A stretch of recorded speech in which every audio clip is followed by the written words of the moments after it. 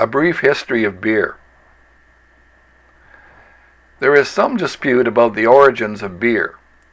Some claim the Egyptians invented it. Some say it was invented about 5,000 years ago by the Sumerians of ancient Mesopotamia. But either way, if we went back in our time machine, we really probably wouldn't recognize that stuff as beer. Louis Pasteur hadn't separated the various strains of wild yeast, but more on that later. The sprouted grains were probably neither barley or corn, and you drank the beverage through a straw.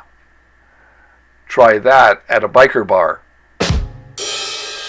At any rate, the popularity of beer rose in Northern Europe during the Middle Ages, when it was often considered risky to drink the water. To make beer, you have to boil the ingredients with water, making the beverage safe to drink, but they hadn't figured out why. Some places took that so seriously that they came up with purity laws.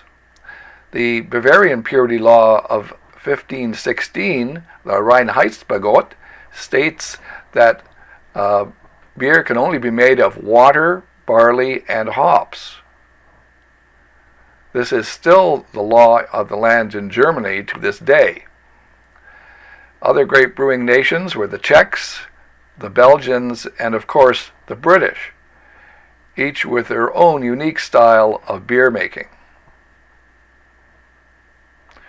Ignoring several of the Belgian beers that are still made with wild yeast, there are now two basic styles of beer: the top fermented ales and the bottom fermented lagers. These are divided into an array of subcategories, such as stout, mild, or IPA, India Pale Ale, under ales, and maybe Dortmunder, Pilsner, and Helles under lagers. There are many more, but this is a brief history of beer. Our modern understanding of the fermentation process comes from the work of the French chemist Louis Pasteur. Pasteur was the first to demonstrate experimentally that fermented beverages result from the action of living yeast transforming glucose, or sugar, into ethanol, or alcohol. This opened the way to isolating various yeasts, thus improving the consistent quality of beer. Before mass transportation, each village and town had their own brewery, and often it was made at local pubs or hotels that also sold it. The quality varied, and after the invention of the steam locomotive, it allowed the efficient transportation of goods, so many large breweries popped up, causing other smaller ones and locals to stop brewing because of the economy of scale the larger brewers had. Those were the first disruptive technologies. It was probably German immigrants that brought lagers to the United States, although the Brits had several colonies where ales were common, at least before 1776.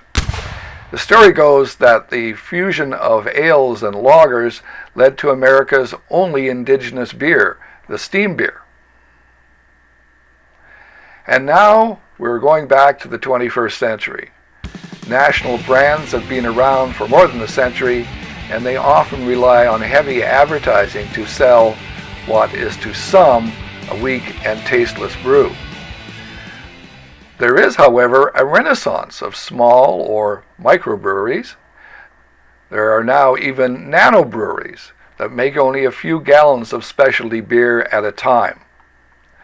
And that's what we will be doing in this class.